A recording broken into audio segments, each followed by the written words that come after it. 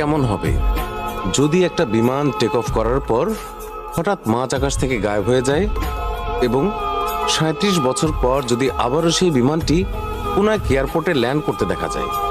ঘটনাটি হয়তো আপনার বিশ্বাস নাও হতে পারে, কিন্তু ফ্লাইট 914-এর সাথে ঠিক এমনটাই ঘটেছিল। এটি কোনো সাধারণ ঘটনা নয়, বরং এমন একটা ঘটনা যা সমগ্র বিশ্বকে হতবাক করেছিল। আমরা কথা বলছি Douglas DC-4 Pan American flight 914-এর, যা 2 জুলাই 1955 সালে নিউ ইয়র্ক থেকে মায়ামির উদ্দেশ্যে রওনা হয়েছিল, কিন্তু কখনো সেটি তার গন্তব্যে পৌঁছায়নি। সকাল তখন 7টা। নিউ ইয়র্কের লাগুয়ার্ডিয়া বিমানবন্দরে আস্তে আস্তে ভিড় জমতে শুরু করেছিল।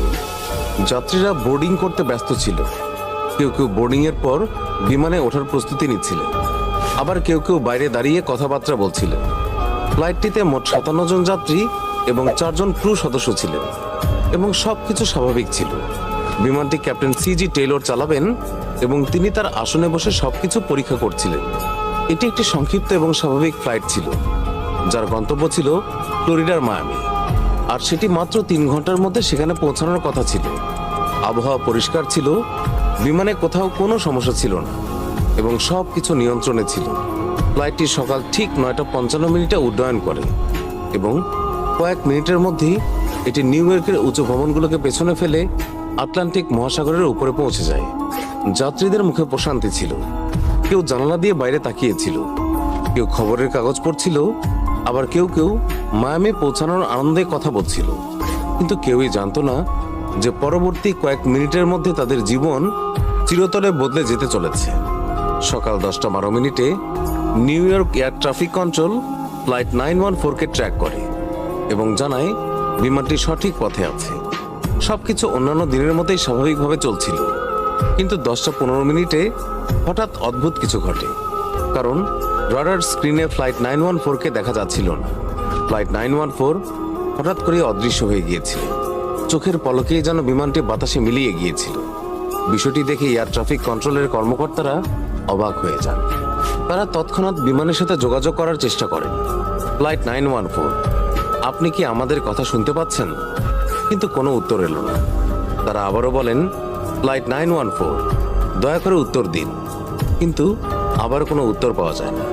এরপর তারা লাগাতার চেষ্টা করতে থাকেন, কিন্তু ফ্লাইট 914 থেকে কোনো উত্তরই পাওয়া যায়নি। এরপর নিউ ইয়র্ক এয়ার ট্রাফিক কন্ট্রোলে হট্টগোল শুরু হয়ে যায়। এয়ার ট্রাফিক কন্ট্রোলের কর্মকর্তারা ভেবেছিলেন হয়তো কোনো কারিগরি ত্রুটি হবে, কিন্তু যখন তারা অন্যান্য ফ্লাইটগুলোকে ট্র্যাক করে তখন সব কিছু স্বাভাবিক ছিল। শুধুমাত্র ফ্লাইট 914-ই গায়েব ছিল।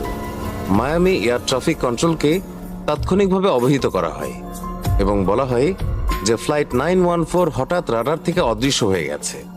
এতক্ষণে বিমানটি তার গন্তব্যে পৌঁছে যাওয়ার কথা ছিল, কিন্তু পৌঁছায়নি। এর পরপরই তৎক্ষণাৎ অনুসন্ধান অভিযান শুরু হয়। নৌবাহিনীরা সমুদ্রে বিমানের ধ্বংসাবশেষ খুঁজতে শুরু করে।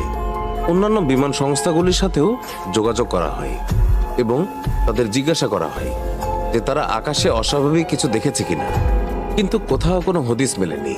অনেক খোঁজাখুঁজি করেও যখন কোনো হদিস পাওয়া যায় না, তখন প্যান আমেরিকান এয়ারলাইন্স একটি বিবৃতি জারি করে যে ফ্লাইট 914 57 জন যাত্রী আর 4 জন ক্রু সদস্য নিয়ে রহস্যজনকভাবে নিখোঁজ হয়ে গেছে।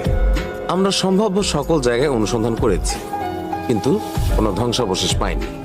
আমরা গভীরভাবে দুঃখিত যে এটিকে দুর্ঘটনা হিসেবে ধরে নেওয়া হয়েছে, কিন্তু